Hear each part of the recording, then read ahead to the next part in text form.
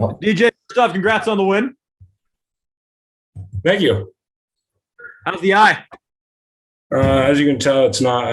It's all right. I look handsome right now, I would say. DJ, you go down with the injury, you come back and you come up with some really critical baskets. It's kind of a DJ Rodman game in a nutshell. Bang bodies and then come up with some big plays. How determined were you in this game, especially just not having played against them a couple weeks ago and then taking the shot early and you get 3 or 4 baskets, just kind of on those backdoor out of bounds plays? I was very determined because I remember 2 years ago, my freshman year, I didn't have the best game and I got punked around, I got pushed around, and it wasn't a very good look for me. And that brought back memories this year, because they were at Santa Clara or wherever they were last year. They weren't here, but being back here last time, or in my last memory being that, I was very determined to show that I can back myself up and be DJ. They punched you guys pretty hard there twice. I mean, the 15-point lead becomes, I think it was 4, and then the 16-point lead becomes 3. That's kind of been the story of the season, except this time you guys held them off, didn't let that final punch land and squander the lead. How important is that for you guys' confidence, and how much do you kind of feel like you've put that behind you, the blown leads and the letting the game slip away late?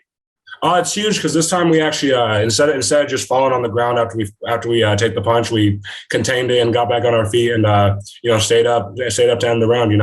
So it's a great feeling to finally win all these close games and show people that we've grown and are winning close games now. And I hope this is the start to what a future holds in future close games. Thanks, DJ. Congrats again. Of course, thank you. Anyone else for DJ before we let him go? Colton, go ahead. Hey, DJ, is this win gratifying in any way, just considering kind of the recent history of it and 11 years since your guys' program has won down there? Oh yeah, it feels great because all 3 years I've been here, we haven't beat them away. But being here and winning is a great feeling, and it's sweet, But them not shaking our hands, not being sportsmen, having good sportsmanship after the game is a better feeling because they didn't expect us to come in here and beat them like we did, so it felt great.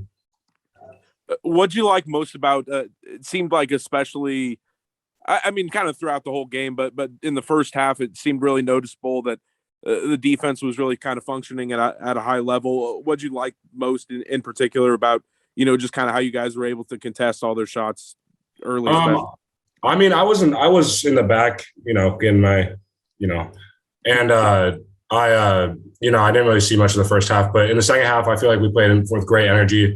We played like we do, like we show people who we really are now. And I think this comes from, our Utah game last week. And I think that this shows how good we can really be and how big of an impact we can make on the Pac-12. And on how much of a lift did it seem like Mike Flowers gave you guys, just kind of with his savviness and sort of steadying things out at points when you needed them in the second half? Oh, I mean, he's a great leader. And especially we have a guy now that can shoot, that can make a shot when we need it, and a guy who's not afraid to take the shots and be the leader on the court. And, we need that, especially with all of us new guys, all of the transfers and all the freshmen that come in, especially, I feel like he's a great role model to many of our players and just showing that he's fearless and, can take the shot when he needs to and make it. Awesome. Thank you, DJ. Of course. Hey, Brenna Green, go ahead.